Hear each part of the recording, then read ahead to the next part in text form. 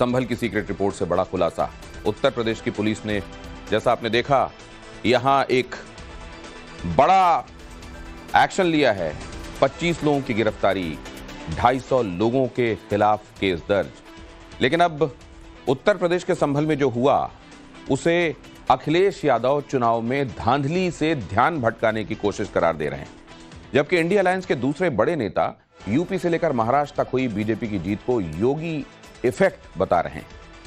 NCP के chief Sharad Pawar से लेकर शिवसेना के संजय राउत तक सबने संकेतों में कहा है कि योगी की थ्योरी का जबरदस्त असर हुआ। पवार की बात से दुनिया हैरान है, अखिलेश परेशान है। हम आपको इस रिपोर्ट में बताएंगे कि इस चुनावी मैसेज का आगे क्या सियासी असर होने वाला है।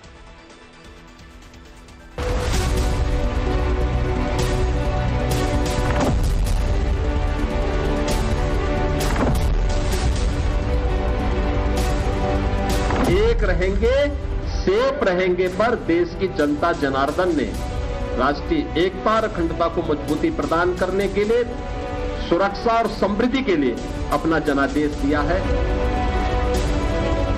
देखिए, ध्रुवीकरण की बात तो माननी पड़ेगी। यही उनकी सबसे बड़ी ताकत रही, मतों का ध्रुवीकरण, मतों का विभाजन। सनातनी शब्दों में भगवा राजनीति को नई दिशा देने वाले कुंडलधारी मुख्यमंत्री की थ्योरी पर जनता की मुहर का असर है ये पोस्टर। मराठा लैंड में योगी आदित्यनाथ के नारों की लहर का असर है ये पोस्टर। महाराष्ट्र के चुनाव में रैली दर रैली एकजुटता के आह्वान के बाद आए ऐतिहासिक परिणाम का असर है ये पोस्टर, जिसे मुंबई की गलियों में टांग कर उत्तर प्रदेश के मुख्यमंत्री के नैरेटिव को आगे बढ़ाया गया है। बीजेपी के कार्यकर्ता जब योगी को पोस्टर के जरिए धन्यवाद दे रहे थे, तब मराठा राजनीति के मौजूदा पुरोधा और बीजेपी विरोधी राजनीति के दिग्गज नेता भी इस नारे को ब्रह्मास्त्र करार दे रहे थे। योगी आदित्यनाथ के बारे में बटेंगे तो कटेंगे का नतीजा देखने को मिला, विचारों का ध्रुवीकरण देखने को मिला।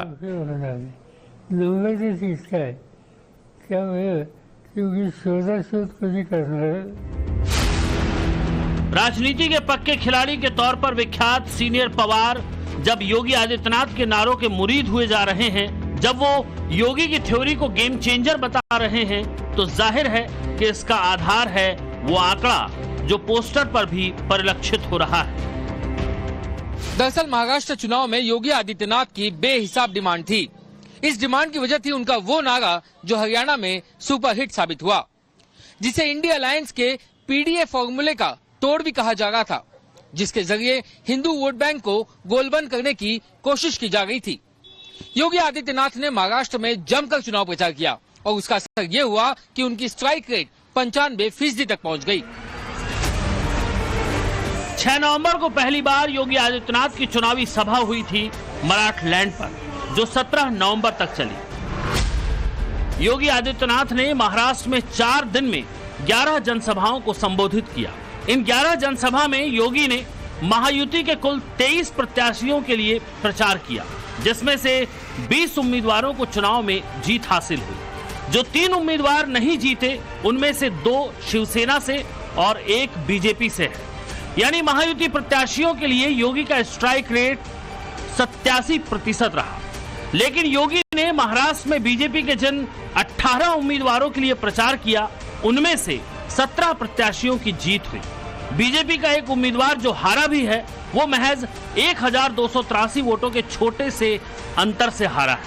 मतलब बीजेपी प्रत्याशियों में योगी का स्ट्राइक रेट 95% तक पहुंच गया। जहां जहां जब जब योगी आदित्यनाथ ने रैली की, वहां उन्होंने अपनी उस थ्योरी को दोहराया जिसमें चेतावनी भी थी, अपील भी थी और सनातनी संदेश भी था। बप्पा की शोभा यात्रा पर कोई पथराव करे, ये बर्दाश्त नहीं हो सकता है, ये स्वीकार्य नहीं हो सकता है। और इसलिए पथराव होता है क्योंकि हम बटे हैं। रामनवमी की शोभा यात्रा पर इसलिए पथराव होता है क्योंकि हम बटे हैं। याद रखना, जो ये प्रहार सनातन पर हो रहा है, ये प्रहार भारत पर प्रहार है, क्योंकि भारत ही भारत की आधार का प्रतीक है। सनातन और सनातन पर प्रहार महाविनाश को आमंत्रित करता है। और आपको मैं यही आमंत्रित करने के लिए आया हूं, यही कहने के लिए आया हूं कि बटे थे तो कटे थे, अब बटेंगे नहीं तो कटेंगे भी, एक रहेंगे सेफ रहेंगे। आक्रामक अंदाज में बेबाक, बेलौस और बिना लाग लपेट बोलने के लिए विख्यात योगी आदित्यनाथ ने जो कहा उसका असर आंकड़ों में दिख रहा है। महाराष्ट्र में बीजेपी ने 4 दशक में सबसे ज्यादा सीटें जीती। बीजेपी को 132 सीटों पर जीत हासिल हुई। उसके सहयोगी शिवसेना को 57 सीटें मिली, जबकि अजीत पवार वाली एनसीपी को 41 सीटें मिली। कभी हिंदुत्व के झंडा बरदार रहे बाला साहब ठाकरे की वंशवादी पार्टी यानी उद्धव ठाकरे की शिवसेना महज 20 सीटों पर सिमट कर रह गई। यही वजह है कि उद्धव ठाकरे के लेफ्टिनेंट भी बेचैन है। कभी हिंदुत्व के नाम पर वोटरों को गोलबंद करने वाले संजय राउत भी संकेतों में स्वीकार कर रहे हैं कि पोलराइजेशन में वो 19 ही रह गए। देखिए, ध्रुवीकरण की बात तो माननी पड़ेगी। यही उनकी सबसे बड़ी ताकत रही, मतों का ध्रुवीकरण, मतों का विभाजन, चाहे जात के आधार पर, चाहे धर्म के आधार पर, चाहे पार्टी तोड़कर विचारधारा के आधार पर। ये मोदी जी की यही ताकत है। अगर मोदी जी देश के असली नेता होते या शाह साहब, तो ये काम करने की उनको जरूरत नहीं पड़ती। ये गंदगी जो है राजनीति में लाई है, ये खिचड़ फैलाने की उनको जरूरत नहीं पड़ती। संजय राउत भले ही प्रधानमंत्री मोदी, योगी आदित्यनाथ और अमित शाह को लक्षित कर शब्द बाण चला रहे हैं, मगर आंकड़े बता रहे हैं कि असल चोट योगी की थ्योरी ने दी।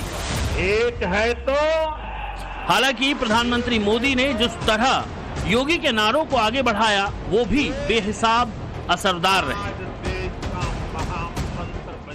दरअसल अगस्त में पहली बार योगी आदित्यनाथ ने बांग्लादेश का रेफरेंस देकर ये 3 शब्दों का ऐतिहासिक नारा दिया था, बटेंगे तो कटेंगे।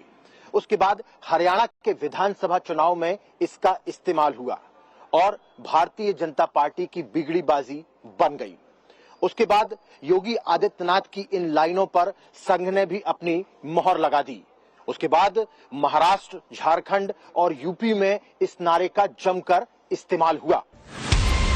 महाराष्ट्र चुनाव की आहट होती है पहली बार योगी के इस नारे के साथ। पोस्टर टंग गया था मुंबई में। यूपी के कई हिस्सों में बीजेपी कार्यकर्ताओं ने अपने हिसाब से आकार दिया। यूपी के उपचुनाव में योगी आदित्यनाथ इसे दोहराकर संदेश देते रहे। योगी के विरोधी इसकी काट के लिए हर रोज नए नए नारे गढ़ते रहे। खुद अखिलेश यादव इस नारे में उलझ गए। जब नतीजा आया तो उनका पीडीए फार्मूला फेल हो गया। 5 महीने में ही यूपी का मैंडेट 180 डिग्री पर आ गया। अखिलेश से सीटें छीनने वाले योगी जब 9 में से 7 सीट जीतने के बाद आए तो भी उनकी जुबान पर वही शब्द थे। देश की जनता नकारात्मक राजनीति को, बांटने वाली राजनीति को पूरी तरह खारिज कर चुकी है। इसीलिए हम कह रहे हैं कि बटेंगे तो कटेंगे, एक रहेंगे तो सेफ रहेंगे। तो एक रहेंगे, सेफ रहेंगे पर देश की जनता जनार्दन ने राष्ट्रीय एकता और अखंडता को मजबूती प्रदान करने के लिए, सुरक्षा और समृद्धि के लिए अपना जनादेश दिया है। बीजेपी के जो नेता योगी के इस बयान से इत्तेफाक नहीं रख रहे थे, उनके सुर वक्त के साथ बदल गए। योगी के नारे से खुद को अलग रखने वाले उनके डिप्टी केशव भी सफाई देकर साथ खड़े हो गए।